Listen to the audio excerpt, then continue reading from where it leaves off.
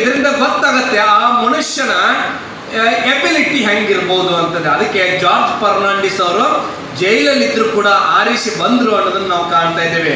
ಅದೇ ರೀತಿ ಅಟಲ್ ಬಿಹಾರಿ ವಾಜಪೇಯಿ ಅಂತ ಹೆಸರು ಕೇಳಿರ್ಬೋದು. ಪಾಪ ಒಂದು ಮತದಿಂದ ಅವ್ರು ಏನ್ ಮಾಡಿದ್ರು, ಸೋತ್ರು ಅನ್ನೋದನ್ನ ನಾವು ಕಾಣ್ತಾ ಇದ್ದೇವೆ. Only single digits.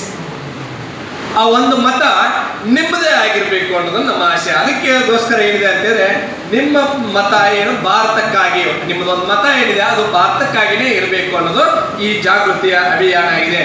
ಒಟ್ಟು 2024 ಈ ಸರ್ ಹೇಳಿದಂತೆ ಲೋಕಸಭಾ ಎಲೆಕ್ಷನ್ ಬರ್ಬೋದು ಅಥವಾ ಇನ್ಯಾವುದೇ ಎಲೆಕ್ಷನ್ ಬರ್ಬೋದು. ಇಲ್ಲಿ ಏನಾಗಿದೆ ಅಂತಂತೇಳಿ ಈ ಇಲೆಕ್ಷನ್ ಅವೇರ್ನೆಸ್ ಪ್ರೋಗ್ರಾಮ್ದಲ್ಲಿ ಸುಮಾರು 99 ಕೋಟಿ ಜನ ಈ ಸಲ ವೋಟಿಂಗ್ ಮಾಡೋರಿದ್ದಾರೆ.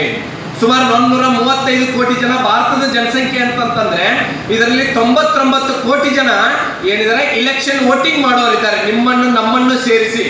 ನಾವೆಲ್ಲರೂ ಏನ್ ಮಾಡ್ಬೇಕಾಗಿದೆ ಅಂತಂದ್ರೆ ಅದರ ಅವೇರ್ನೆಸ್ ಅನ್ನ ತಿಳ್ಕೊಂಡು ನಾವೇನ್ ಮಾಡ್ಬೇಕಾಗಿದೆ, ನಾವು ನೆಗ್ಲೆಕ್ಟ್ ಮಾಡುವಂತಿಲ್ಲ, ಮಾರಿಕೊಳ್ಳುವಂತಿಲ್ಲ ಅಥವಾ ಇನ್ಯಾವುದೇ ಆಮಿಷಗಳಿಗೆ ಒಡ್ಡುವಂತಿಲ್ಲ. ಈಗಾಗಲೇ ಪ್ರತಿಜ್ಞೆ ಮಾಡಿದ್ರೆ ನೀವು ಈ ಪ್ರತಿಜ್ಞೆಯ ಮೂಲಕ ನೀವೇನ್ ಮಾಡ್ಬೇಕಾಗಿದೆ, ಉನ್ನತವಾದಂತಹ ರಾಷ್ಟ್ರವನ್ನ ಅಭಿವೃದ್ಧಿ ಅಂತ ಒಯ್ಯುವಂತ ವ್ಯಕ್ತಿಗಳಿಗೆ ಮಾತ್ರ ನೀವು ಓಟನ್ನ ಹಾಕಬೇಕು ಅನ್ನೋದು ಈ ನಮ್ದ ಆಶೆ ಆಗಿದೆ ಅನ್ನೋದನ್ನ ನಾವು ಕಾಣ್ತಾ ಇದ್ದೇನೆ.